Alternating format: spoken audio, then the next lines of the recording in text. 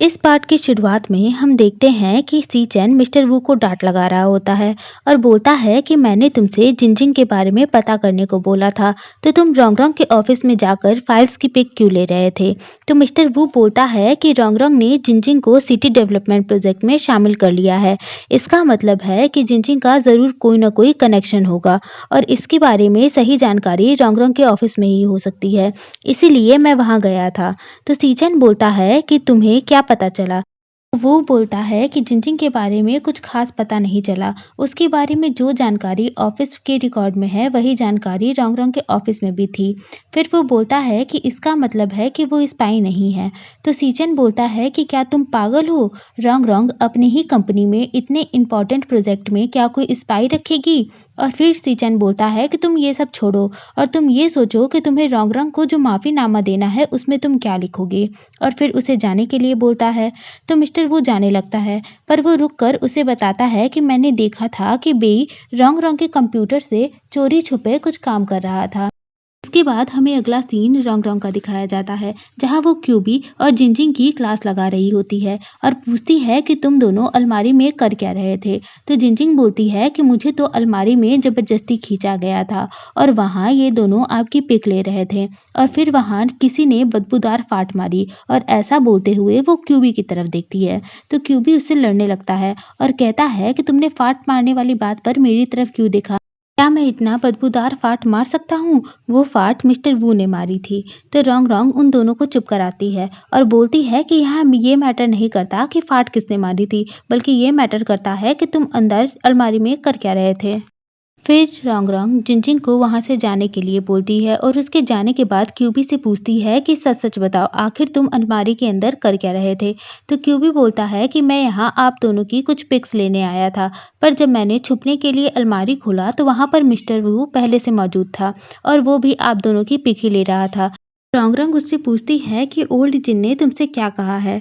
तो क्यूबी बोलता है कि आपको कैसे पता कि मैं यहाँ पर ओल्ड जिन के कहने पे ही आया हूँ? तो रोंगरोंग बोलती है कि वो तुम्हारे पिता हैं या मेरे? और उसकी तरफ गुस्से से देख रही होती है। तो क्यूबी बोलता है कि ओल्ड जिन ने मुझे आप दोनों की डेली की ऑफिस रोमांस की कुछ पिक्स लेने को कहा था। तो रोंगरोंग उससे कैमरा मांगती है और बेई को किस करती है और किस करते हुए ही अपनी और बेई की साथ में कुछ पिक्स लेती है। तभी वहाँ पर सी चैन आ जाता है। तो रोंगरोंग क्यूबी को कैमरा देकर बोलती है कि इतनी पिक्स काफ़ी हैं। इसके बाद सी चैन रोंगरोंग से बोलता है कि मुझे तुमसे कुछ बात करनी है। अगले सीन में हम रोंगरोंग और सी चैन को देखते हैं, जहाँ पर रोंगरोंग बोलती है कि तुम इतने जल्दी में थे कि तुम बिना नॉक किए ही मेरे ऑफिस में घुस गए और फिर उससे बोलती है कि बताओ मैं तुम्हारी क्या हेल्प कर सकती हूँ। तो सी चैन बोलता है कि मुझे मिस्टर वू ने बताया कि जो तुम्हारा साथी है वो तुम्हारे कंप्यूटर को यूज़ कर रहा था। क्या तुम्हें उस पर शक नहीं होता? तो रोंगरोंग बोलती है कि पहली बात, वो मेरा साथी नहीं बल्कि मेरा हस्बैंड है और दूसरी बात, अगर मेरा हस्बैंड मेरे ऑफिस में मेरा कंप्यूटर यूज़ कर रहा था तो इसमें क्या प्रॉब्लम है?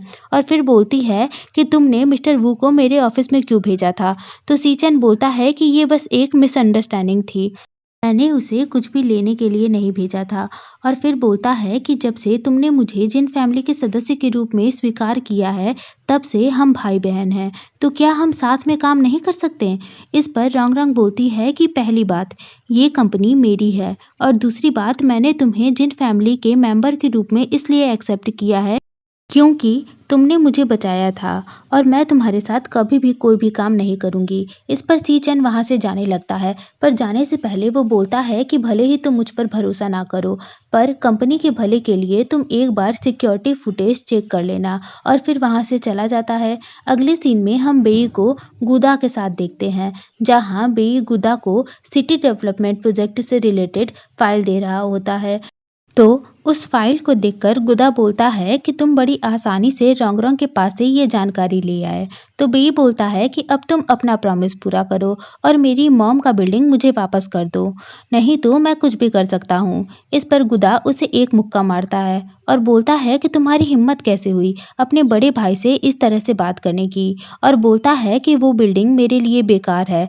फिर वो रोंगरोंग के बारे में भी वाहियात बातें करने लगता है, जिसे सुनकर बेई को गुस्सा आ जाता है और वो गुदा का गला पकड़ लेता है। तो गुदा बोलता है कि मैं बस मजाक कर रहा था। तो बे उसे छोड़ देता है और वहाँ से चला जाता है। कि जाने के बाद गुदा बोलता है कि तुम्हें इसका भुगतान करना पड़ेगा। इसके बाद हम रोंगरोंग को देखते हैं, जहाँ वो सोच रही होती है कि जब उसने फुटेज चेक किया था तो उसने बेई को अपने कंप्यूटर से कुछ चुराते हुए देख लिया था।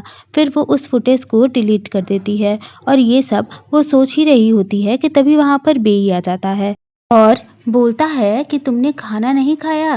तो रोंगरोंग बोलती है कि क्या मैंने तुम्हें जल्दी घर आने को नहीं कहा था? तुम अभी क्यों आ रहे हो? तो बेई बोलता है कि यूनिवर्सिटी में कुछ ज़रूरी काम आ गया था, तो मुझे वहाँ पर वापस जाना पड़ा। तो रोंगरोंग बोलती है कि चलो खाना खाते हैं। तो बेई बोलता है कि मैंने खाना खा लिया है, तुम भी खा लो, और वहाँ से जाने लगता है। तभी रोंगरोंग उसे रोककर उसके पास चली जाती है और उसके चेहरे की चोट को देखकर बोलती है कि ये कैसे हुआ?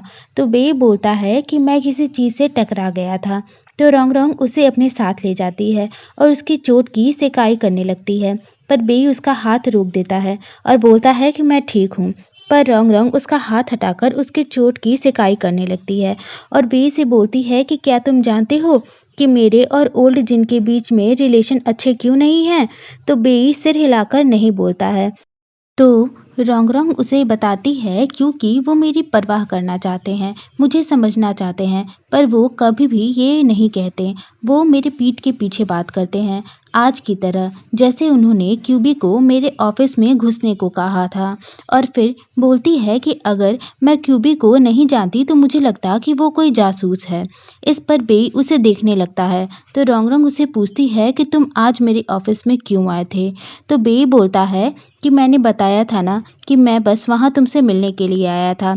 तभी रोंगरोंग के पास एक कॉल आता है। इसके बाद वो बेई से बोलती है कि ओल्ड जिन गिर गए हैं और उनका पैर टूट गया है। तो बेई पूछता है कि क्या कोई सीरियस प्रॉब्लम है? तो रोंगरोंग हाँ बोलती है और बोलती है कि उन्हें सर्जरी की ज़रूरत है, तो मैं कल पूरा दिन हॉस्पिटल में रहूँगी। तो मैं चाहती हूँ कि कल जो सिटी डेवलपमेंट की बोली लगने वाली है उसमें तुम मेरी तरफ से जाओ, क्या तुम ये करोगे? तो बेई उसके हाथ से पेपर्स ले लेता है और रोंगरोंग वहाँ से हॉस्पिटल का बोलकर चली जाती है। इसके बाद हम रोंगरोंग और बेई को देखते हैं, जहाँ दोनों ही सैड होते हैं और रोंगरोंग अपने मन में बोलती है कि मैंने जो तुम्हें मौका दिया है इसे तुम प्लीज़ वेस्ट मत कर देना। इसके बाद हम अगले दिन का सीन देखते हैं, जहाँ बेई पेपर्स उठाकर घर से निकलता है। वहीं दूसरी तरफ रोंगरोंग और सीचेन रिजल्ट का वेट कर रहे होते हैं।